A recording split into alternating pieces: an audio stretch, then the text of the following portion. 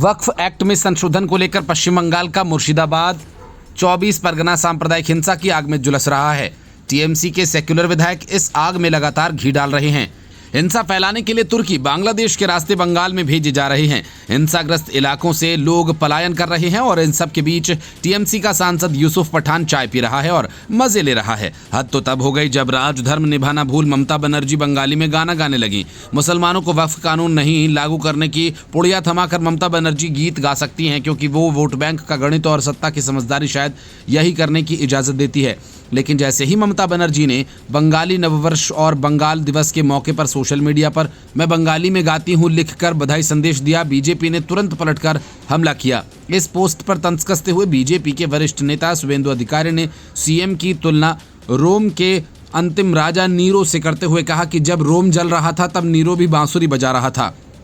ऐसे ही जब राज्य में सांप्रदायिक हिंसा भड़क रही है तो आपका गाना स्वाभाविक है। पश्चिम बंगाल में नेता विपक्ष शुवेंदु अधिकारी ने तंज कसते हुए लिखा कि आप गाना तो गा रही हैं, लेकिन आपके गाने की धुन बेसुरी हो गई है।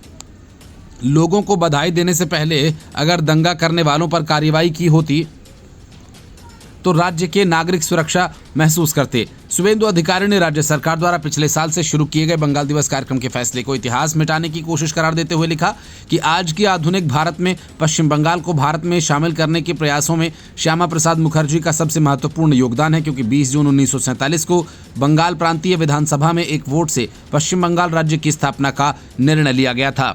इसलिए 20 जून को ही पश्चिम बंगाल दिवस मनाया जाना चाहिए। अधिकारी ने अगले साल होने वाले चुनावों को ध्यान में रखते हुए कहा राज्य में अगले साल जून में पश्चिम बंगाल दिवस मनाया जाएगा। शुवेंदु अधिकारी ने सीएम ममता द्वारा राज्य का नाम बदलने के लिए किए जा रहे प्रयासों पर हमला बोलते हुए लिखा, आपकी ममता बनर्जी की राज्य का नाम बदलने की इच्छा कभी पूरी नहीं होगी। राज्य में नाम में पश्चिम जुड़ा हुआ ही रहेगा, क्योंकि पश्चिम शब्द इतिहास की खूनी यादों को याद दिलाता है जिसे आप भुलाना चाहती हैं। लेकिन दुर्भाग्य है कि आपकी राजनीतिक हरकतें उन दर्दनाक यादों को और भी ज्यादा ताज़ा कर रही हैं। वक्फ एक्ट को लेकर पश्चिम बंगाल के मुर्शिदाबाद जिले में जबरदस्त हिंसा हुई थी। इसमें 3 लोगों की मौत हो गई थी। सीएम ममता ने लोगों को समझाते हुए कहा था कि राज्य में वक्फ एक्ट लागू नहीं किया जाएगा, इसलिए सभी प्रदर्शनकारियों को कोई हिंसा नहीं करनी चाहिए। सीएम ममता के आश्वासन के बाद ही राज्य में हिंसा हुई।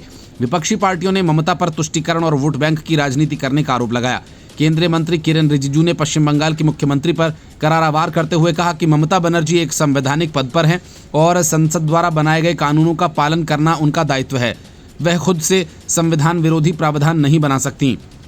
पूछा कि संसद द्वारा बनाए गए कानून को मुख्यमंत्री कैसे खारिज कर सकती हैं।